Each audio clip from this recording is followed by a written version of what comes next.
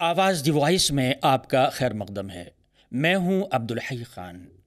زلزلوں کے سلسلے زلزلے یوں تو زمین میں ہونے والی تبدیلیوں سے آتے ہیں، لیکن ادھر زلزلوں کا سلسلہ کچھ زیادہ ہی زور پکڑ گیا ہے۔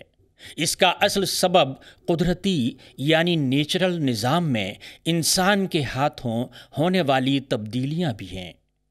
گزشتہ رات نیپال میں 6.4 شدت کا زلزلہ آیا۔ اس میں اب تک 141 افراد کی موت ہو چکی ہے اور سینکڑوں مکانات زمیں بوس ہو گئے ہیں۔ راحت کا کام ابھی بھی جاری ہے۔ اسی سال 7 اکتوبر کو افغانستان کے مغربی صوبے ہرات میں 6.3 کی شدت کا زلزلہ آیا تھا۔ اس کے بعد ایک ہفتے تک جھٹکے محسوس کیے جاتے رہے۔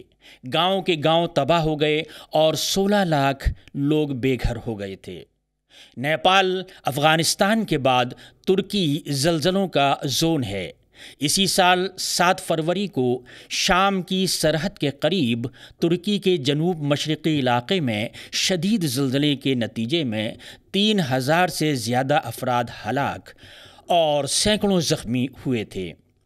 زلزلے کا ایپی سینٹر غازی انتیب کے شہر کے قریب کا علاقہ تھا اور آفٹر شاکس کئی گھنٹوں تک جاری رہے۔ بہرحال کسی زلزلے کا انحصار اس پر نہیں ہوتا کہ اس کی شدت کیا تھی، بلکہ رات اور صبح سویرے آنے والے زلزلوں سے موتیں زیادہ ہوتی ہیں، کیونکہ لوگ گھروں میں سو رہے ہوتے ہیں۔ اس کے علاوہ یہ بات بھی اہم ہے کہ عمارتیں کس قدر مضبوط یا کمزور ہیں۔